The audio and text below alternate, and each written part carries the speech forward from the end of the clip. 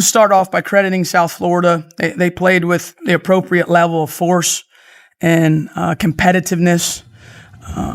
The women's basketball world has been thrown into intense debate following reports of a landmark endorsement agreement between Caitlin Clark and Gatorade, valued by multiple outlets at up to $50 million. The deal, one of the most lucrative ever linked to a women's basketball player, immediately elevated Clark from rising star to global sports icon, yet within weeks, her absence from the announced USA Women's Olympic roster ignited controversy that has extended far beyond the court, according to publicly available reporting and commentary from analysts.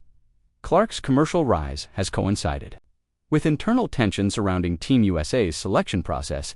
The official roster for the Paris Olympics did not include the Indiana Fever guard.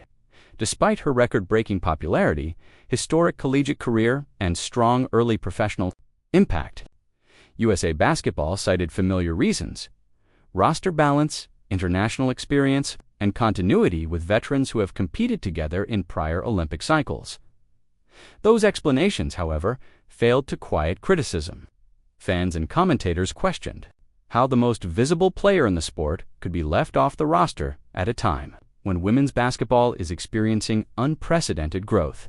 Media figures argued the decision was less about talent and more about tradition, reflecting a long-standing culture within the national team that emphasizes seniority and international tenure. At the center of the storm stood Team USA head coach Cheryl Reeve, who publicly defended the selection as a basketball decision designed to maximize gold medal chances. Reeve praised Clark's ability and future potential while stressing that Olympic success relies on chemistry and familiarity.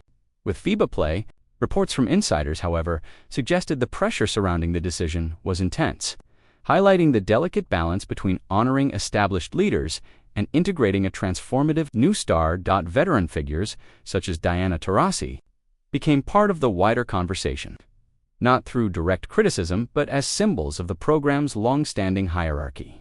Observers framed the situation as a generational crossroads, an old guard built on years of Olympic dominance confronting a new era defined by media reach, sponsorship power, and global fandom. From a business standpoint, analysts noted that Clark's absence could limit casual viewership during the games. Her presence has repeatedly driven record television ratings and merchandise sales, from the NCAA tournament to her debut season with the Indiana Fever. Sponsors and broadcasters have openly acknowledged the Clark effect, describing her as a rare athlete capable of drawing non-traditional audiences into women's basketball. Amid the criticism, Clark herself maintained a measured public response. She congratulated the selected players, emphasized her support for Team USA, and framed the decision as motivation rather than rejection. Her restraint drew praise and further strengthened her public image.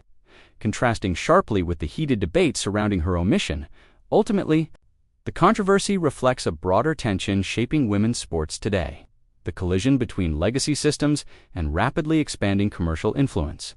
Whether Team USA's decision proves successful on the court remains to be seen. What is already clear is that the discussion has exposed deep questions about how modern stardom, fairness, and growth should be balanced in an era where one athlete's impact can redefine an entire sport.